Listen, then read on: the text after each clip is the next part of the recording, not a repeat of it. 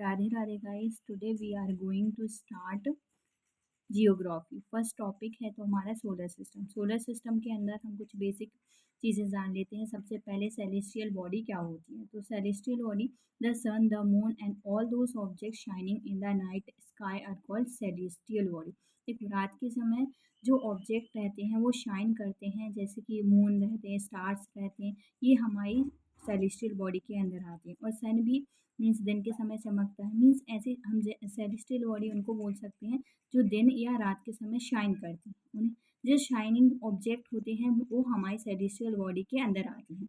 अब जैसे कि सन है, कुछ सेलेस्टियल बॉडी कैसी होती है, बिग और हॉट होती है। फॉर एग्जाम्पल जैसे कि सन, जिसकी खुद की हीट एंड लाइट होती है, ठीक है।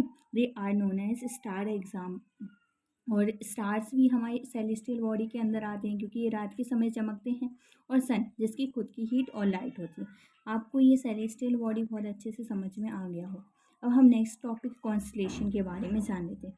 कॉन्स्टलेशन क्या होता है, ग्रुप ऑफ स्टार होते हैं जो बहुत से पैटर्न में होते हैं।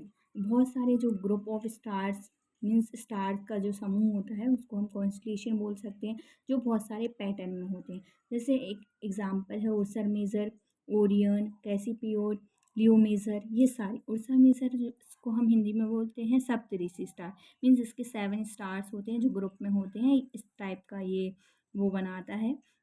और सप्तऋषि स्टार सबसे आसानी से रिकॉग्नाइज कर सकते हैं। हम कैसे रिकॉग्नाइज करते हैं, जैसे कि 7 स्टार का जो ग्रुप है उसका सबसे चमकता हुआ स्टार जो होगा वो पोल स्टार स्टार कहते हैं उसे, जिससे हमें पता चलता है कि नॉर्थ डायरेक्शन।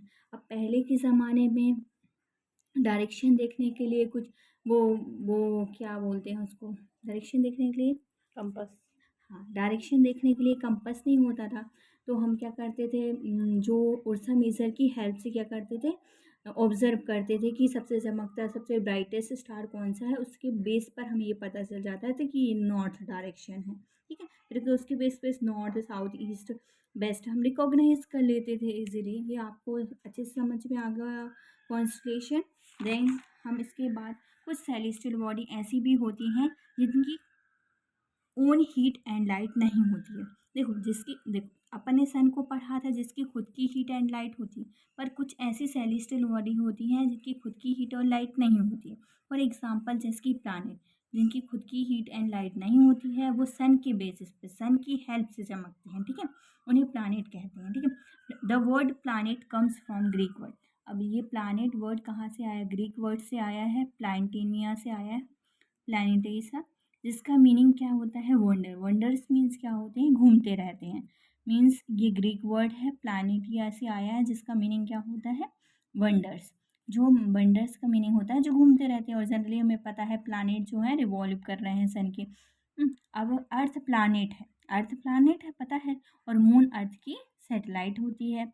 अब हम सोलर सिस्टम पे आ जाते हैं। सोलर सिस्टम क्या होते हैं, 8 प्लानिट होते हैं मिलकर जो 8 प्लानिट हैं हमारे, वो मिलकर हमारा सोलर सिस्टम बनाते हैं, ठीक है। अब यहाँ पे हम सोलर सिस्टम के बाद सोलर सिस्टम की डिटेल्स कितने होते हैं और इनको कैसे लर्न कर सकते हैं हम, वो नेक्स्ट वीडियो में बताऊँगी, ठीक है। आपको अगर ये वीडियो पसंद आया हो तो लाइक कीजिए, कमेंट कीजिए, सब्सक्राइब कीजिए। Thank you for watching.